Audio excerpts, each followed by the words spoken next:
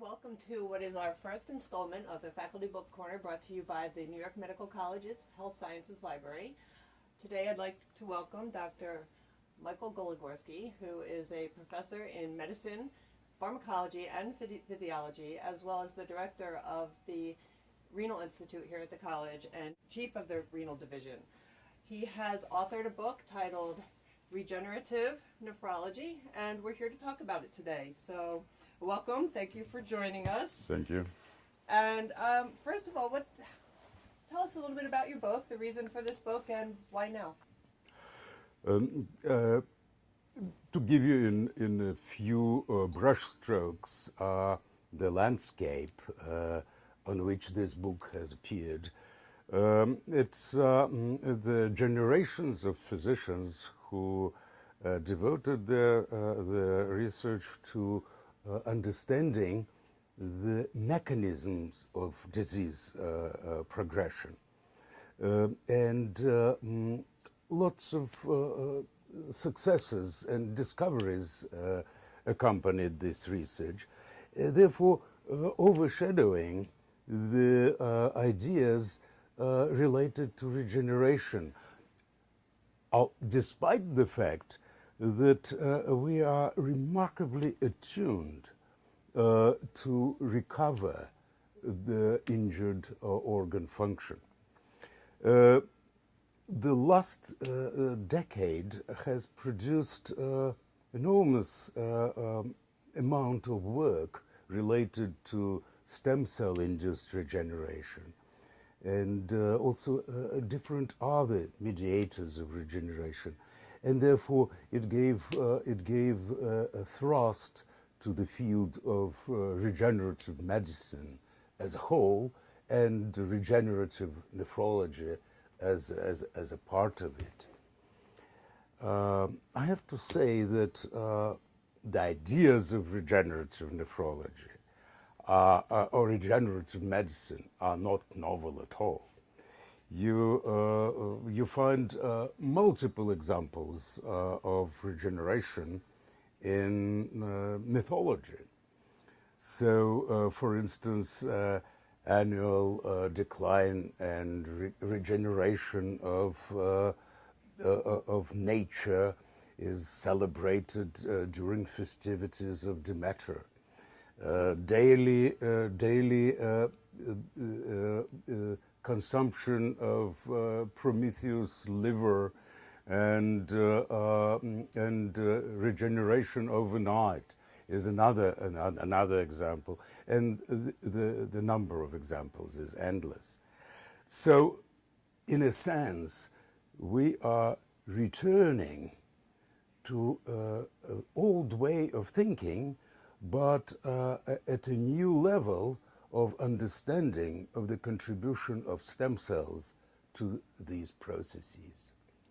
That's the landscape where the book has emerged. So the book has a lot to do with stem cell research. And how about the book now? What is particularly, is it one of the only books on this topic, or what makes this book special? Why is this now? Indeed, one might argue that the field of regenerative medicine as a whole is still immature, and one might question whether it's time for the book, whether the time is ripe. And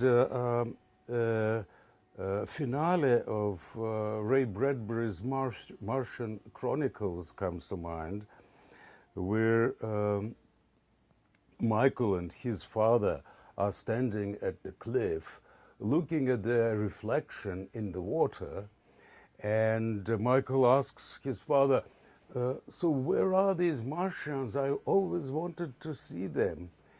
And the father, directing his attention to their reflection, says, there they are.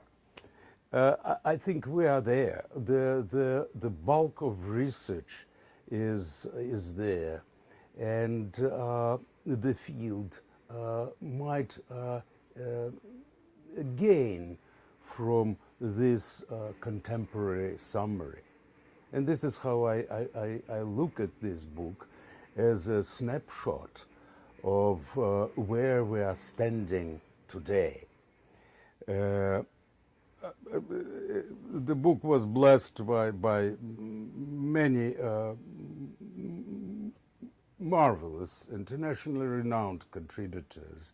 Some of them will undoubtedly become Nobel Prize winners in their areas. In a sense, I'm very proud that I was capable of uniting this team, and it covers a very broad area. For instance, it starts with evolutionary aspects of regeneration, aspects that emphasize how, for instance, amphibians or fish are capable of regenerating organs, including the kidney, and how we, in the process of evolutionary development, have lost this ability, and how potentially this loss can be compensated. Then it moves to other mediators of regeneration, non-stem cell related, which are there, and then moves to the repertoire of stem cells that participate in regenerative processes. It describes in several chapters the ways the stem cells are reprogrammed to reconstitute injured organ. It describes in several chapters causes of regenerative failure, and then gives first glimpses into the emerging clinical aspects. What are the risks of stem cell transplantation? And in separate chapters emphasizes, on one hand, the ethical issues of stem cell transplantation, but on the other hand, the practical issues like stem cell banking. It's a broad coverage of all the subjects related to stem cell and to regeneration. So you really lay out the landscape here. And what do you see as sort of on the near horizon? What's next for regenerative medicine and regenerative nephrology in particular? I suppose that with increasing and in-depth knowledge on regenerative medicine and nephrology, it will be in a position to combine these two fields related to halting the disease process and fields related to regenerative medicine, to inducing regeneration. And that would be the most rational approach to the disease. In addition to that, I think that the area of induced pluripotent stem cells has a great potential of providing individualized medicine, whereby fibroblasts from the skin from individual patient can be reprogrammed to become almost embryonic-like stem cells, pluripotent, capable of repairing other cells. In addition to that, I think that tissue engineering has a great future, and some examples of tissue engineering are presented in this book. And finally, I believe that the ways we can protect our stem cells from injurious agents would also bring an enormous attention and assistance to the areas of preventive medicine and therapy as well.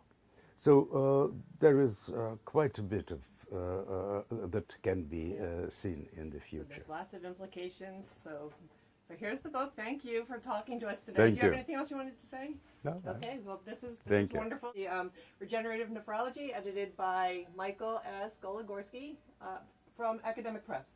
Yes. Thank you.